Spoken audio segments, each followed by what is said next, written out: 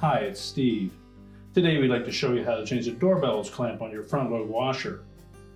If yours is broken or is rusted, you may need to replace it. It's a really easy job, so let me show you how we do it. Now we'll begin by opening up the door. If your old clamp is still in place, you'll need to remove that first.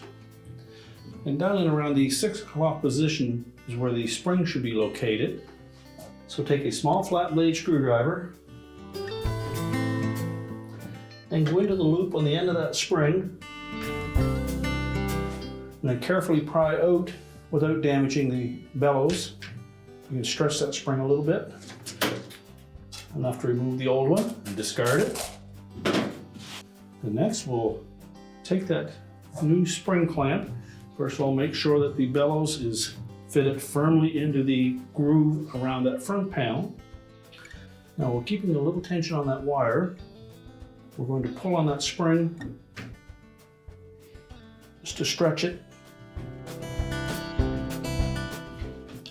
And then we can roll the rest of that wire down into the groove. Now if you have a hard time doing that with your hands, you can also grasp the end of that spring just with a pair of needle nose pliers, but you want to make sure that you keep it tight up against the bellows and pull in this direction, not outward. Once you have it lined up, we're ready to close the door, and your repair is complete.